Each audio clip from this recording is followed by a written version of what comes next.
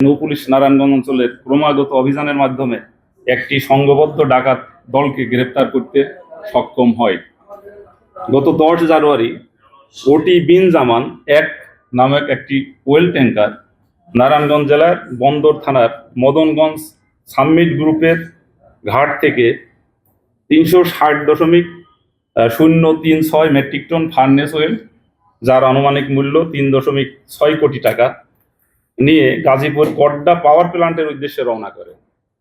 জাহাজটি মুন্সিগঞ্জ সদর থানার চর মুক্তারপুর শাহ সিমেন্ট ফ্যাক্টরির সংলগ্ন শীতলক্ষা নদীর মোহনায় পৌঁছাইলে জাহাজের স্টাফদের দেশীয় অস্ত্রের ভয়ভীতি এবং প্রাণনাশের হুমকি দিয়ে একটি সংঘবদ্ধ ডাকাত দল জাহাজটিকে পূর্ব পরিকল্পিতভাবে অজ্ঞাত স্থানে নিয়ে যায় এবং জাহাজ হতে প্রায় 350 টন তেল অন্য একটি অজ্ঞাত জাহাজে নিয়ে পালিয়ে যায়। ক্রমাগতভাবে অভিযানের মাধ্যমে গত 10 জানুয়ারি থেকে 19 জানুয়ারি পর্যন্ত আজ পর্যন্ত মোট 8 জন ডাকাতদেরকে গ্রেপ্তার করতে সক্ষম হয়।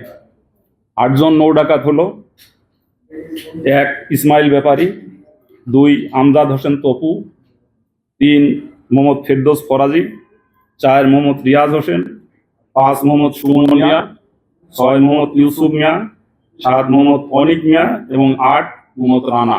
সিরাজগঞ্জের যে যমুনা নদীর পাড় থেকে এই বাল্কেটটি উদ্ধার করা হয়েছে। আমরা যতটুকু তথ্য পাচ্ছি, যেমন এইটার ঘটনায় ভিতর থেকে জড়িত আছে।